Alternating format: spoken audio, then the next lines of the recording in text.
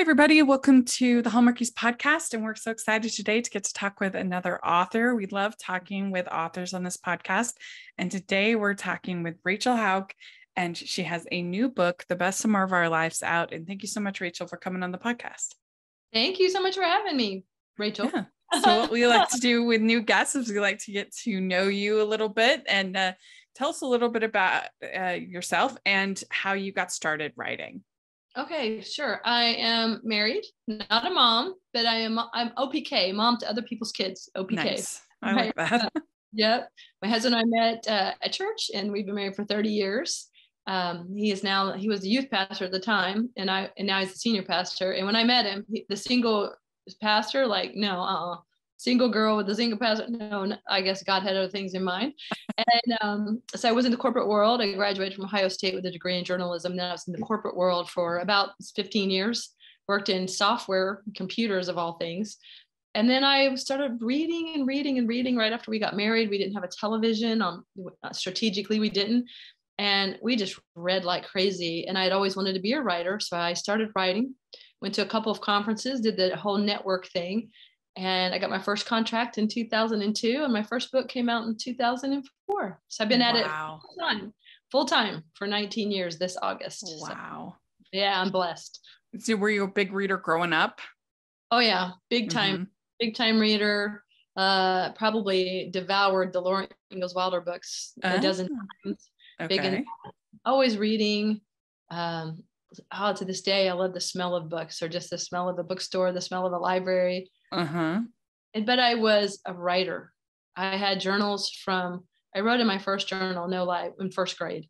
And this is what I wrote. We went to the store before we needed food. And I didn't write because I didn't know how to spell it. So I wrote, we needed food. That's cute. Yeah. So you make it work, right? I think I've always in my mind been a storyteller, above all, a storyteller. So yeah. That's great. So how did you get that first book published? You said 2004. I always feel like that's got to be like the hardest one to get that first one, and without the context and other things like that. Yeah, it is. So that's where the networking really came in. So I went to a writers conference in North Carolina, and I met another author. She lived in Florida, a couple hours south of me. And she said, why don't we do something together? And then she started talking to her editor. And so it was just networking. And we co-wrote it, but I did all the work. And then once the editor saw that I could do the work, she hired me it was a 4-book series. And she hired me for another one, but I ended up writing the other 2, and then we didn't have a 4th. So that's another story. And then in that process, chick lit started being really, really popular. And I'm telling you, I wrote a chick lit for 6th grade. I found it when I was going through some old papers, and it was literally about a girl who went to live in New York City and work. And so I'm like, I was ahead of my time. But of course, I was watching Mary Tyler Moore show at the time, and she was, the woman living in the big city having the career. And so that's what my story was like. So chick lit was big, and I wrote a book called George on Her Mind, and a friend of mine introduced me to an agent. And that's how that first kind of trade size book got published. And yeah. How do you decide? Because I know you have some standalones, you have some series. How do you decide kind of, okay, this is a series, how do you know? I'm not much of a series reader or writer. I read the first book in the Outlander series, and I started book 2, and I'm somewhere still in the middle of book 2 all these years later. I think I'm more eclectic in my taste. So I usually go by the idea.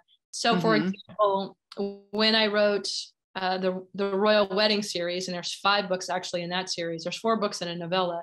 I think what I knew, a royal story has to be a series. You've got to have other characters. You're going to build a whole world. Why are you going to write one story set in this whole world that you had to build? You might as well use it. So those are kind of the stories. Romance usually lends itself to genre. But if I have a big idea, like the book we're going to maybe talk about today, The Best Summer of Our Lives, with an ensemble cast, usually you tell the whole story within that book. And I'll always look as I'm writing to see if there's a sequel, if there's something else I can do. with a character. For example, when I wrote Sweet Caroline was kind of the last of my chicklets. There's a character named Elle, and I thought, this girl needs her own story. She's so funny, but she's been through so much, even in what little bit we saw her in Sweet Caroline. And so my editor said, yeah, she needs a story. So then we end up with the Low Country series. So that's that's kind of how it plays out. Right now, I'm kind of in a standalone mindset, but I'm always open to, I've created a town. Is there any more stories I can tell in that town? Would you say you're a pantser or a plotter? I'm a planter. I'm both. So I plan out the characters. I use the story equation by Susie May Warren. She and I have been writing partners for years, and we kind of grew up using this method. And she, of course, put it into context, into teachable form. And so I usually plan all the characters, and then I have kind of a giant plotting roadmap and have some idea of where I'm going. And then, I pants it kind of through the scenes and the chapters, kind of see where I'm going. But I have kind of a big picture in mind, or else, you just get lost in the weeds. You'll find yourself writing yourself into a corner real quick. Ho, ho, ho. We'd like to take a second and thank our sponsor for this episode of the podcast. It's the Hallmarkies Patreon. Do you love Hallmarkies podcast, especially at Christmas? Do you enjoy the holiday previews, recaps, interviews, and bonus episodes? If the answer is yes, please consider supporting the Hallmarkies Patreon. We need your help to do what we do both during the Christmas season and all year round. But not only do you help a podcast led by strong, independent women by becoming a Patreon, you get to become a part of the Hallmarkies family. Starting at only $2 a month as a patron, you will have access to our Facebook Patreon group where we talk about the movies, shows, and more all year. We also have many monthly patron watch-alongs with guests like Lacey Chabert, Natalie Hall, Paul Campbell, Mary Lou Henner, and more, giving their behind-the-scenes details of their films. As a patron, you also have the chance to provide input into the podcast and even join us at different tiers. So this Christmas season, spread some cheer to the Hallmarkies Patreon and become a member today. You won't regret it. Go to patreon.com/Hallmarkies to learn more. That's patreon.com/Hallmarkies.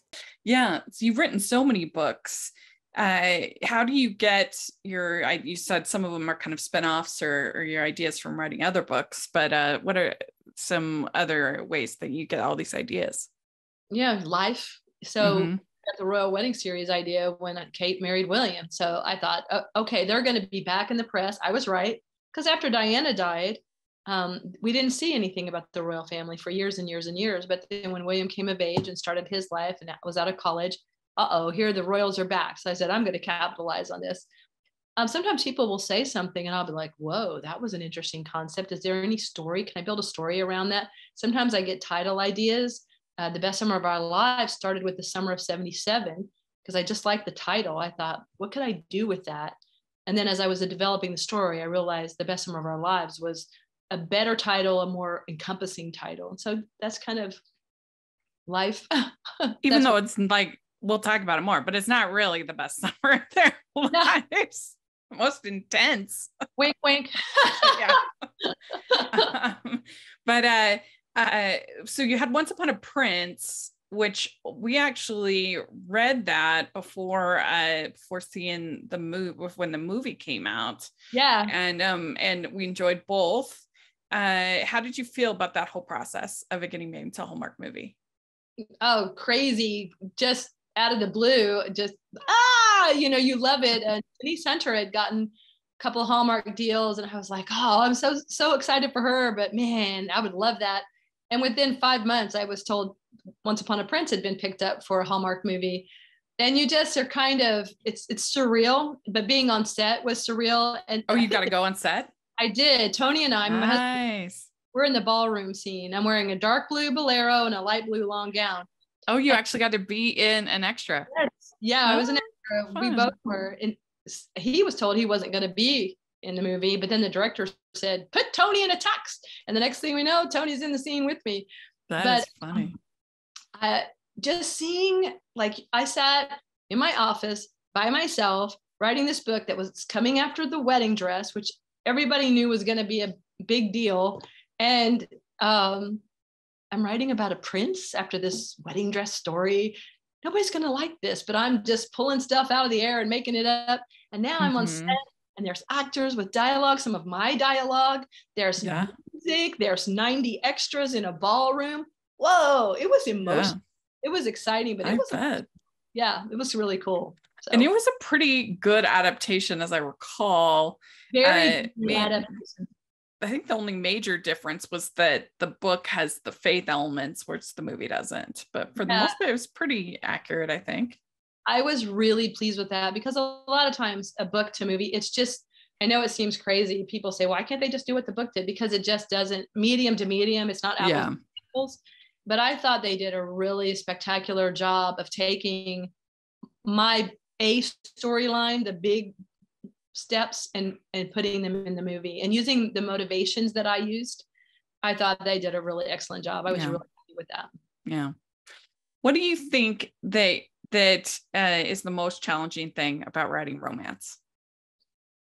I think about writing any book is just keeping it fresh.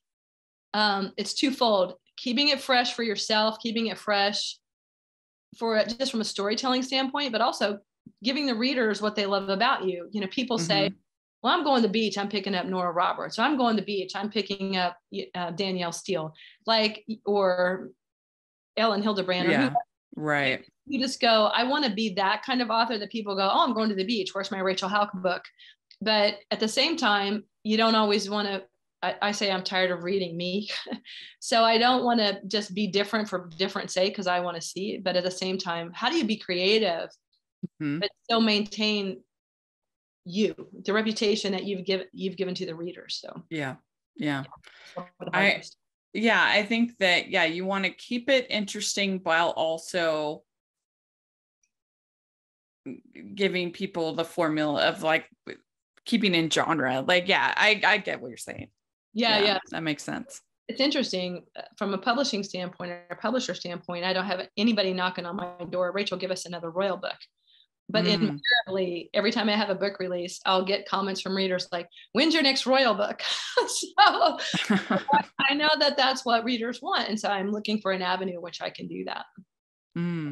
Well, yeah, probably with the success of things like Bridgerton and other things, people are looking for those kinds of stories. Yeah. So I think even with the Royal Wedding series, or the one I published independently, the True Blue Royals, there's enough history in the countries that I created that I could even write a historical. That'd be fun. Based on those royal families. Yeah. I liked in Once Upon a Prince, the whole in the movie, I liked the whole scene where he's angry gardening. And they're all like, oh, he's really upset. I know. Yes. That was really funny. That was fun. So is it challenging to incorporate the faith elements into the story, to know kind of how much to include, how to include it, all of that? Always is, because I don't necessarily want to go to church, and I don't want to browbeat, I think with any kind of moral or emotional element to any book, whether you're writing in the inspirational market or you're writing in the general market, you don't want to just blop it out there and browbeat the reader or make it really known, this is my stance. So you kind of want to make it organic to the characters and to the story. And what I've learned in writing ensemble cast is that I kind of leave the spiritual storyline aside, and then I look for it as I'm writing. And of course, I'm asking God, where do you fit in the story? Where do you want to show up? And then usually it's only one character. You can't have all the characters. It's usually just one character. And so from my very beginning, from George Honor Mine, my first trade size novel, I started using supernatural elements. So my mindset is, if we could see God breaking in the supernatural, breaking into the natural every day, which I'm sure it is, what would it look like? And so that kind of became my trademark, is I add supernatural elements. There's always a supernatural character that I try the best way I can to show, okay, Jesus has come on the scene. Now what's changed? And I feel like that is palatable to, whether you believe in Jesus or not, it's palatable to have a supernatural character or, a spiritual character walk onto the page and touch and change one of the characters' lives. And then everybody else kind of is in the orbit around that, whether or not they get changed or not. That's real life, maybe, or maybe they don't. So that's kind of how I've always approached it. And it's felt comfortable to me in that way. Yeah, that makes sense. So are you usually writing more than one book at a time, or do you only do the one at a time? I just finished one and I just got the rewrite notes for it. And I have another book due next June. I have no idea what that's going to be. So, one at a time. I did, when I was writing The Wedding Chapel, I believe, I also kind of was trying to simultaneously write A Royal Christmas Wedding. And let me tell you, Rachel, that was a mess.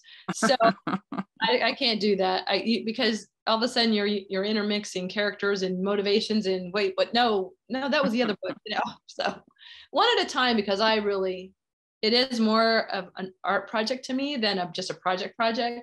I'm not producing a product. I'm creating a world, and I'm creating people that I hope feel real to you at the end of the day. So I pour a lot of myself into writing a book, and I just don't have anything. I may be noodling on something will spark, but I don't have any energy to give to a second novel. Yeah. I admire those who do. Yeah.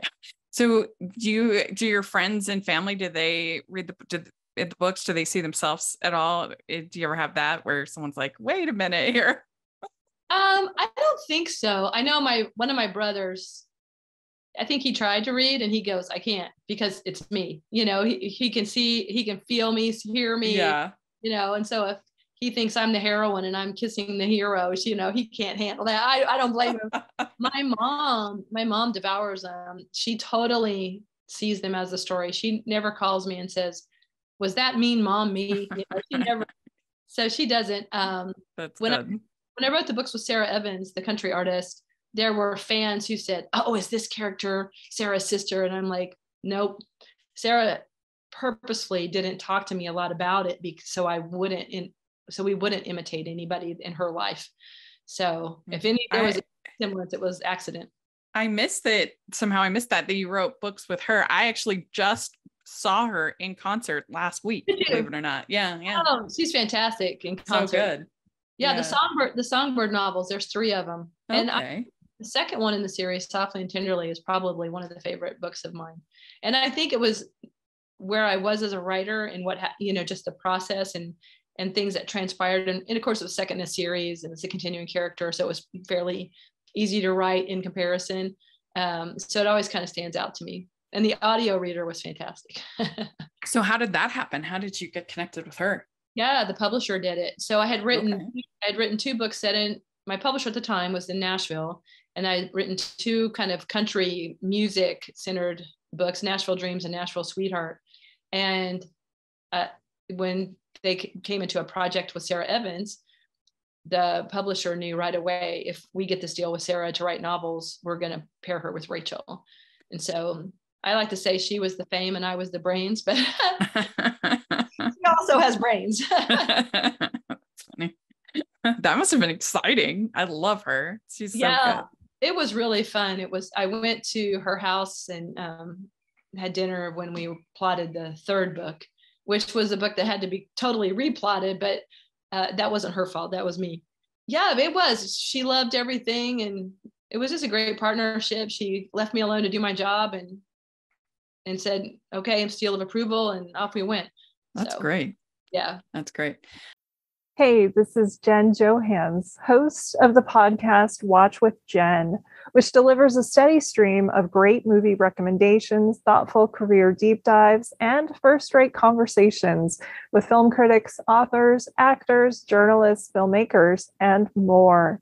You can find Watch with Jen wherever you get your podcasts or hear us first at our Patreon at patreon.com/filmintuition. Well, let's talk about The Best Summer of Our Lives, the new book. Why don't you tell the audience a little bit about it? Okay, this was an exciting book to write. This currently is my favorite book. It's about 4 friends who meet in kindergarten, and they all had seasonal names: summer, autumn, spring, and snow. Her real name is Margaret, but her nickname was Snow. Okay.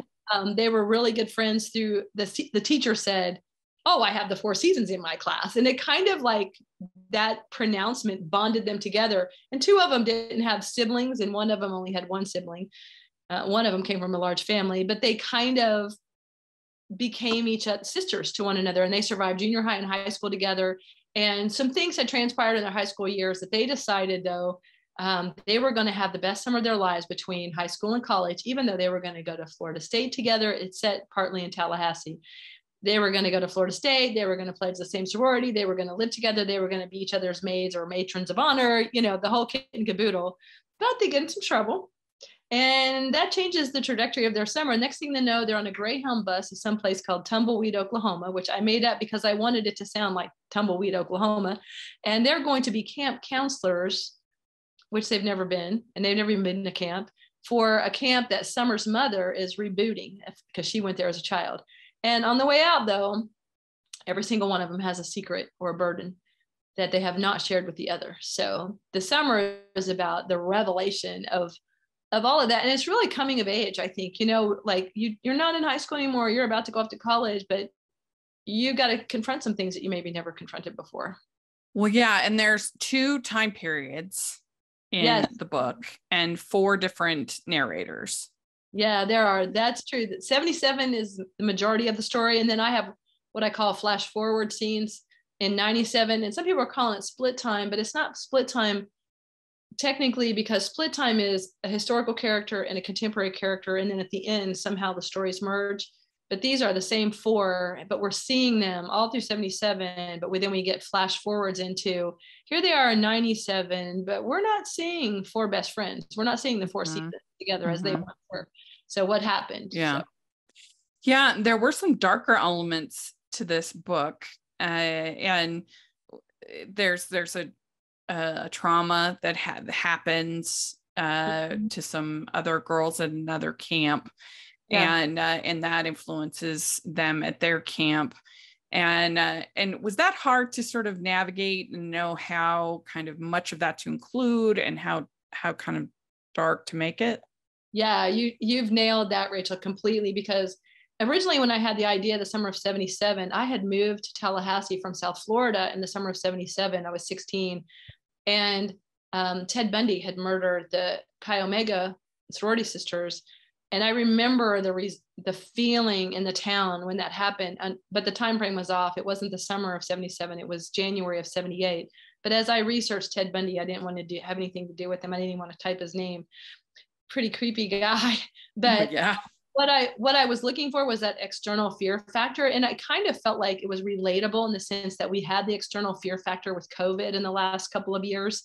And like, I was exploring the idea of how does an external fear factor, even though it may be miles away from you, how does that adjust the way that you live? And so being as the Camp Scott Girl Scout murders actually happened in June of 1977, 3 little girls were kidnapped and raped and murdered. It's still a cold case to this day. I had never heard of it before, but my husband found it. And I thought, how would that impact my girls' camp? And how would it impact them? Because they already have these deep, dark things that they're carrying, or these things that they're carrying that they don't want to talk about. And so then you throw in this external thing on top of it. What kind of pressure does that do to us when we're already wrestling with something inside? My main thing was I did not want to make light of the real life characters, the real life little girls who lost their life. I wanted to be super sensitive to that. And oddly enough, just as I was finishing the book, Hulu and Fox Nation both came out with documentaries on the Camp Scott Girl Scout murders. So I thought that was interesting. And it kind of gave me a relief that it was okay to talk about it. But I wanted to also honor and remember those little girls. Hey, like, here we are 40 some odd years later. We remember you. We remember you. So was that hard to kind of sell for the publishers at all, or were they on board? They were on board with it. And of course, I had to deliver it in a story in a right way. And I want it to be, I know it's a dark external, but the story is not about the Camp Scott murders. It's just about how we reacted, and all of Oklahoma kind of reacted. I think I may have put in the back of the book, I don't know if I put in the notes, but one girls' camp went out anyway. They held their camp, and I don't remember their location, into Locust Grove, which was the place of the murders. I don't know how far they were, but they went to camp on a bus with an armed guard. So, so people were still trying to go on, but in that Tulsa area, they weren't letting their kids camp out in the backyard. Everybody just went on kind of this lockdown. And so I wanted to see the result of that. But at the end of the day, for me, and I think for the publisher too, was handle it gently and give honor to those ones who had lost their lives. Well, yeah, I mean, it's a really good theme what you're talking about, because especially if you think about what we all went through with the pandemic, and the way that a lot of decisions were made out of fear, rather than, and sometimes we needed to be locked down. I'm not arguing that, but were we making decisions out of fear, or were we making them out of the best? Sometimes yes, probably sometimes no. So I think it's a theme that we can all relate to a little bit. We can all relate to, and sometimes you have to do what you think is best, even though is there a little bit of fear here? Yeah, but we got to make, and I feel like that's kind of live your life. You have to live your life. So those were the words I put in Summer's mouth. She kept bucking against it, like we can't live in fear. But then other seasons and for those of you who don't know, the girls are called the 4 seasons. Those girls were saying, hey, stop being so insensitive. We need, so I was trying to put all the arguments on the table, because I know just through society itself, everyone's going to have an opinion on this, and everyone probably is right in some way.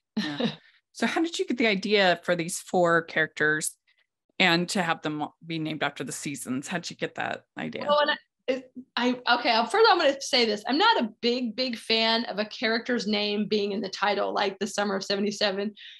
I just thought, okay, I'll have a character named Summer, I'll see what I can do with that. Yeah. And then one day I was just walking and praying, and just that summer that I was developing the idea, I would walk about 4 miles every night, even in July in Florida. Come on, guys. And I laughed because I thought I could name one spring. Oh, I could name one autumn. I could name one winter. And I just laughed, and I thought, no, you're not doing that.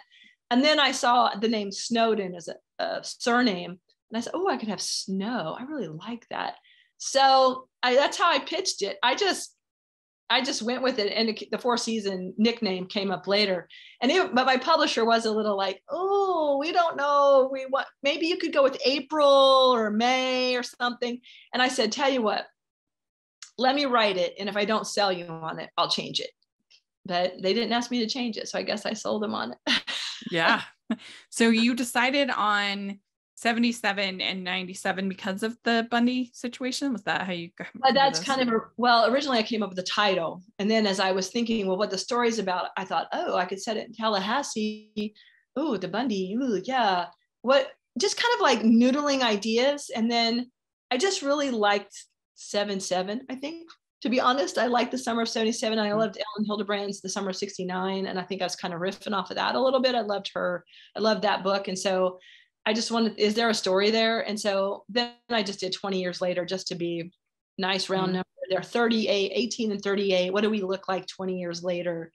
And so that's kind of why I stayed in that time frame. And I really wanted to start looking at that time in history. I love the time frame. I think people are nostalgic about the 70s now and the 80s. And so the book I just finished is set in kind of in the 30s and 40s and 1987. So I went ahead. I think people are nostalgic for that time period, at least for stories about teens and childhood, because there was a freedom that's hard to duplicate. I think now, that you could just go on your bike and ride and go over to your friend's house. And I mean, not that you can't do that now. I just feel like it's so much harder now to do stuff like that. I don't know. Yeah, I think so too. But when you're writing a book set in the 80s or 70s and you're using that mindset, those are the things that we thought about today. For example, when I was writing the scenes set in 1977, I had to be careful not to use the word like in the context that we use it today, where today I might say, so Rachel, it was raining last night. It was like cats and dogs. Oh yeah. Because that was the Valley Girl age of the 80s that creeped itself into people saying like every other word is an 80s. Yeah.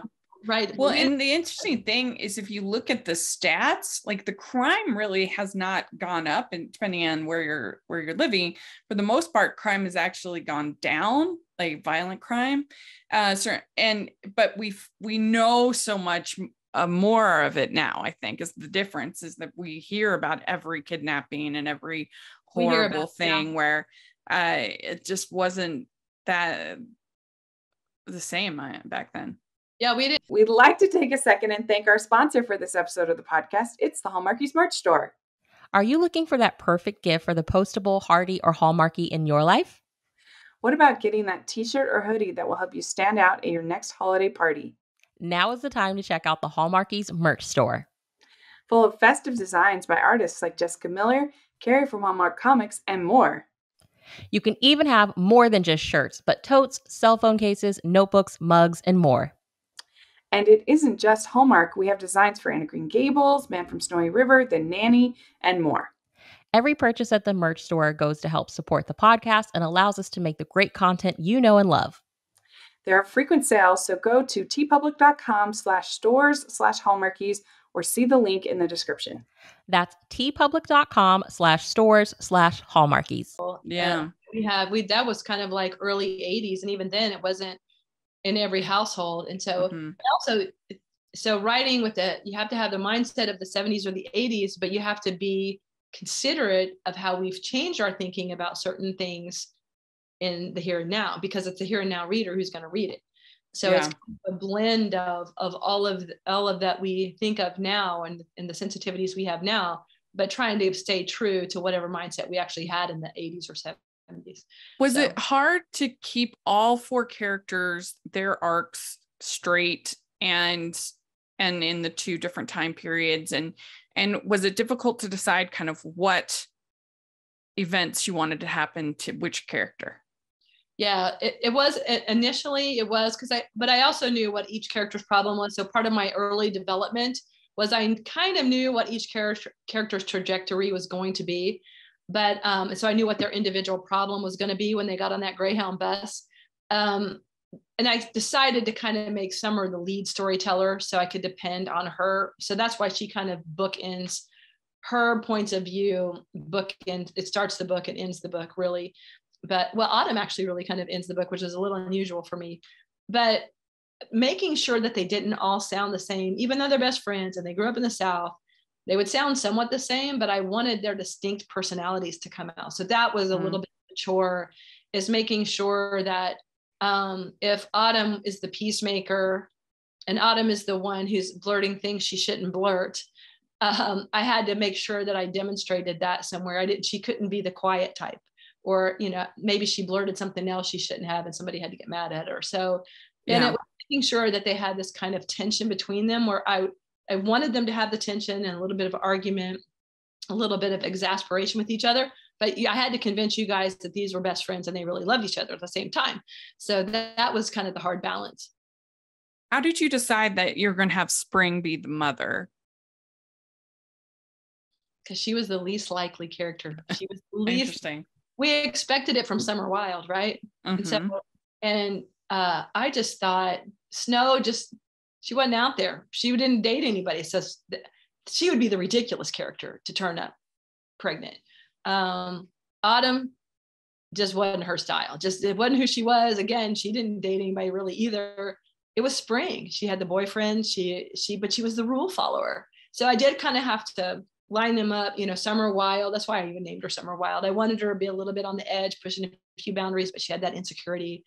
But I wanted Spring, she had the rules, she had the trajectory, she had the history of the family, la, la, la, la. She went and did something crazy. Yeah. Right. So with the Tumbleweed Camp, was that based on a camp that you attended or that No, just all in my imagination, probably based on a couple of camps that I went to, church camps I went to as a kid, and probably youth camps that I went to with my husband when he was a youth pastor. So just kind of that, movies, talking to people. I interviewed people, just things I found online. I read a couple of memoirs. Yeah. I read some memoirs that made me go, shoot, I wanted to go to summer camp. Yeah, adult summer camp. We all need it. Oh, girlfriend, I'm with you. Let's go. Yeah, sounds good. Yeah, that would be fun. Hallmark summer camp. Yeah, I'd go to that all day. I'm What do you hope people take away from the book? What do you think is it's special about it? I hope they take away. I always hope people are entertained and that they can escape their world for a while and that they fall in love with the characters. But I hope they take away hope and just that kind of feeling you have after a good movie, after a good conversation, after, reconciling with someone or saying I'm sorry and everybody's forgiven. I just hope you take away that hope. And I hope that the preacher character inspires you to ask some questions if you're so inclined. But I always want people to take away hope. Like, I read a good book. There were some things that made me mad. There were the things that made me laugh. There were some things that made me cry, but I read a good book. So when you're writing, do you picture like who you would cast if they were going to make a movie? No, not normally. I don't. Sometimes I'll look for people, but I'm so internal. I sometimes really don't even know what they look like on the outside. If you know, I a lot of times just stick to hair color and eye color. If necessary, I'll go to skin color. Yeah. But I'm so internal. I really can't imagine who they might be. My problem is that I don't know sort of young Hollywood that well. So like who would be the most of the actresses that I know about are probably too old for the part. Yeah, exactly. For the parts, but or at least it would be tricky because would you cast separate actors for 97 and 77? That's you might have to, because that would look. But I thought of like, I don't know if you ever watched Good Witch, but I think Bailey Madison is Spring. I think I could see that. Yeah. That would be good. I could see that. Yeah. So a similar story might be Firefly Lane on Netflix, which was a book. And I think they cast separate girls for when they did the flashback scenes for when they were younger. So you know what? That's true. I think her name is Annalise. I forget last name, but in Sweet Magnolias, the Dana Sue's daughter. Yeah. I think she has a 1970s kind of vibe to her. I could see her being Summer. Yeah, she could be Summer. Yeah, that would be good. That would be. Yeah. I'm going to start looking every time I see somebody. I'm like, yeah, that would be good. Mm-hmm. All right. Well, we have some fun questions we like to end the interview off with. All right. First question was the best ice cream flavor. Oh, I just had ice cream last night. Chocolate with Reese's peanut butter. Yeah. Good. What's your favorite color? Blue. Yeah. All day long. What music are you into? Ooh. Oldies. Nice. And I like some of the really modern worship music. I'm blasting a song now called I Trust in God. I've been blasting it all week here in the hospital with my brother. I love that song. So good. Cool. Good. Have you ever heard the song Blessings? Yeah. That one's one of my favorites. Oh. Okay. What is your go-to date night food? I was just saying, my husband will go pizza and I'll be like, yeah, no, let's do something else. So we really love fish tacos. And in fact, I went for fish tacos last night. So my sister and I ran out and found some amazing fish tacos. Yeah, they're in Florida. Oh yeah, it was so good. So good. Okay, what is your go-to date night activity? You're going out and doing something. Okay, we are so boring. We love it. Let's put on a good movie or a good show. I mean, seriously, we're such homebodies. Because life is so busy. Sometimes we're both like, let's just unplug and. Yeah, sounds good. All right, which do you like better, dogs or cats? Ooh, we got a cat right now, but I do love dogs. I'm gonna give them a tie. Okay. We always say that cats, you have to earn their love. Dogs, just give it. Bingo. Yeah. Which do you like better, beaches or mountains? I'm going to have to go with mountains. Even though I live by the beach, beach is a spit away. And there's some beauty in the beach, but by the mountains, wow. Love it. All right. What is your favorite holiday to celebrate? Christmas, girlfriend. Come on. Christmas. Yeah. It's hard to beat Christmas because it's like a whole season. It is. It's lights and colors. And yeah. You can't Without Christmas, winter would be such a drag. It's so long. Oh my gosh. Yeah. All right. Last question. What is your favorite Hallmark or romantic movie? Ooh. Okay. My favorite Hallmark movie, of course, Once Upon a Prince. Come on. Yeah. I'm going to say romantic movie has a tie. I really loved the movie The Proposal. Mm-hmm. But the movie that I always, and I haven't watched it in a while, but the last time I watched, I had such a kind of an emotional reaction to it, was Notting Hill. Oh, it's really good. Great movie. Notting Hill, just that final scene in the bench. I'm like, you're like, that is such a good movie. And it's one of those romantic comedies that doesn't forget to be funny. It doesn't forget the calm in the rom-com. Like that whole horse and hound thing is absolutely hilarious. That is hilarious. And I love the whole scene when they're at the birthday party, when they're just eating dinner together as friends. That feels like so authentic and real to me. You're talking about all the things that made that movie work. Yeah. This kind of superstar character who was played so good by perfect casting. First of all, you believe it that she's a superstar character, but yet she brought this kind of humanity and warmth to it. And then the bumbling kind of romantic hero and Hugh Grant, again, you just bought it, and you could actually see them together. He needed her, she needed him. And that's the key. If any romance authors writers are listening, is the hero and the heroine have to need each other. Luke and Lorelai and Gilmore Girls were a classic example of that. Luke was gruff and blah, and, but he valued family. She was all like, ooh, bubbly and da-da-da-da-da, but she did not value family, and they really kind of completed each other. And so that authentic scene at the dinner table was so good. Yeah, they brought all the elements. Yeah. I always joke as far as Gilmore Girls, I say, you're a grown up when you realize Emily Gilmore is the best character in the show. Right. She's the most consistent. She is. She's she's awesome. I love her. She really is. But anyway, well, very good. You did it. You answered all the questions. So thank you so much for coming and talk with us. I do have a surprise, just so everybody know. Ooh, okay. So, you guys know Summer, if you've read the book, Rachel has, that Summer's a singer-songwriter, and there's a song at the end. And so a friend of mine and I reworked the lyrics, wrote some music, and I recorded a song to go with the book. Okay. But we were having trouble getting it uploaded because of the cover graphic that we had created. So there's a song coming to go with the book. And so stay tuned for that. That'll probably come out in the next couple of weeks. Oh, sweet. Yeah, you definitely tag us when you post it or whatever, and we'll share it and stuff. I will. Thank you. I will. Yeah. So do you have social media or anything like that you want to share? Sure. You guys can find me anywhere on social media under my name, Rachel Hauck. Instagram, Facebook, Twitter. Those are my big three. My website, rachelhauck.com. Yeah. Great. Well, we'll definitely have all that information in the description, and we'll have our affiliate link if people want to check out the book. And thanks again for talking with us. We really appreciate it.